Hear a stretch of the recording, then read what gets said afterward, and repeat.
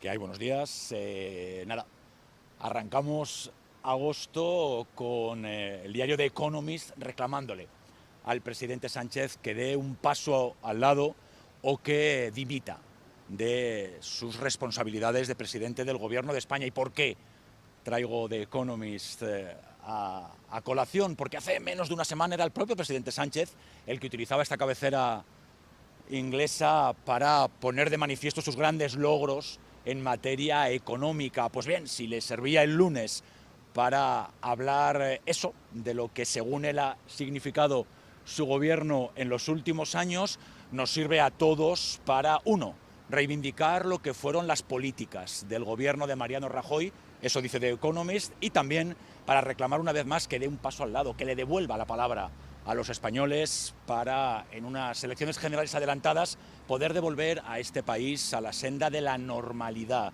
Y digo normalidad porque eso es lo que persigue cualquier democracia, respeto a las instituciones y un gobierno que no esté asolado por la corrupción. Y es que, como dice The Economist, pero también otros diarios internacionales y, por supuesto, cada mañana, cada medio de comunicación en nuestro país, si algo representa al gobierno de Pedro Sánchez y también al Partido Socialista es la corrupción.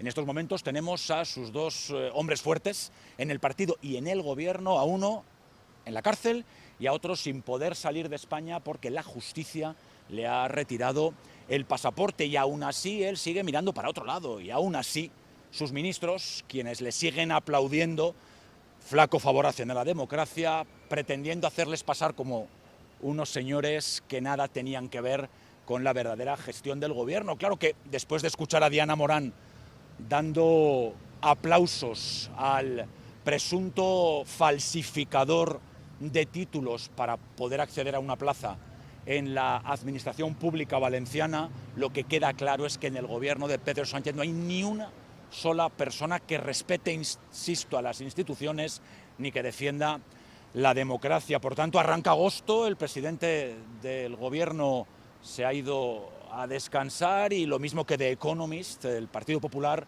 le pedimos que reflexione, que tenga como motivo principal en sus días de descanso lo que significa gobernar un país como España y hasta qué punto ha erosionado la política en nuestro país y, por supuesto, la democracia, que con sus ataques constantes a los jueces, con su ninguneo permanente a la soberanía nacional, porque no llevar leyes a las Cortes Generales es reírse de la soberanía nacional y haciendo de su ejecutivo una mentira permanente, a quien daña es a todos los españoles, a todas las españolas, y no solamente hoy, sino para el futuro. Sobre esas falsificaciones de currículum te quería preguntar también.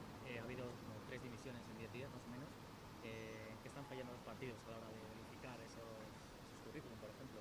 ¿Qué están fallando? Yo creo que quienes fallan son quienes mienten, pero me parece importante no pretender pasar por la misma cuestión a quien se equivoca y infla su currículum con quien falsifica un documento público. Han pasado 42 años desde que el señor Ángel pudiera acceder a una plaza en la función pública en la provincia de Valencia. Los medios de comunicación apuntan que, además, de la mano de su suegro, que también su mujer hoy estaría ocupando una plaza de subdirectora en un museo valenciano de forma irregular. Y, insisto, Diana Morán, ministra de Universidades, secretaria general del Partido Socialista de la Comunidad Valenciana, no solamente lo justifica, sino lo aplaude. Y yo me pregunto, dándole qué ejemplo a los jóvenes que hoy están estudiando unas oposiciones, que acaban después de una EBAU complicadísima, haber accedido a las universidades públicas o privadas. ¿Qué les está mostrando? ¿Qué camino el gobierno de Pedro Sánchez con este tipo de ministros y ministras presentan a las nuevas generaciones? Y lo que me gustaría reclamarle al señor Ángel también es que devuelva todo el dinero que ha percibido de forma presuntamente irregular de los impuestos de los valencianos y de las valencianas, siendo elegido como funcionario cuando no podía serlo. Sobre el centro de refugiados de Pozuelo, ha habido alegaciones de racismo. No sé qué valoración hace usted de eso. Mire, no hay más racista que en el gobierno de España se dé por bueno que dos comunidades autónomas como son Cataluña y Euskadi no formen parte del reparto de los menores no acompañados. Y por más que desde el gobierno central, la delegación del gobierno o el propio ministro Torres quieran señalar al PP de Madrid, a su presidenta o a la alcaldesa de Pozuelo como racistas, no. Aquí la inmigración no es un problema de los inmigrantes, sino de la gestión de los flujos migratorios, y eso es una competencia que le corresponde única y exclusivamente al gobierno central.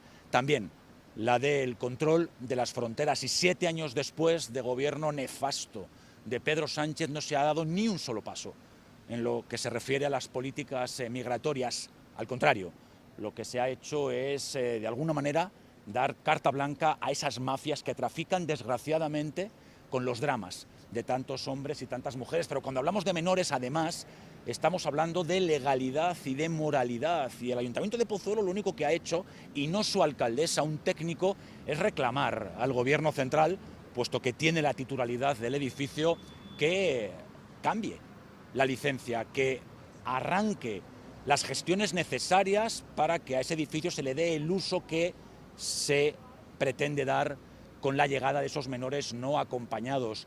Y en cuanto al racismo, a mí me gustaría que se miraran, que vieran con quiénes están gobernando y que, por ejemplo, le preguntaran a muchos de los representantes públicos de Junts cuando dicen que los españoles no catalanes, porque todos somos españoles, como decía Quintorra, somos casi peor que bestias. ¿Qué es eso sino xenofobia? Y ya bueno, en materia educativa, sobre el plan CEIPSO, para incorporar primero y segundo a la ESO en centros de primaria, no sé si para finales de julio ya se tenía que designar ya las plazas, ha habido polémica también respecto a docentes, de familias, no sé cómo está el proceso. Bueno, yo creo que todo lo que se refiere a cuestiones educativas hay que tomarlo con mucha tranquilidad, y más allá de que en las reformas educativas tengamos que estar de acuerdo los partidos, en tanto y cuanto representantes de los ciudadanos, a quien tenemos que involucrar siempre en esas decisiones es a quienes hacen educación. Por supuesto a los profesores, por supuesto a los directores de los centros y sí, también a los padres y a las madres de los alumnos.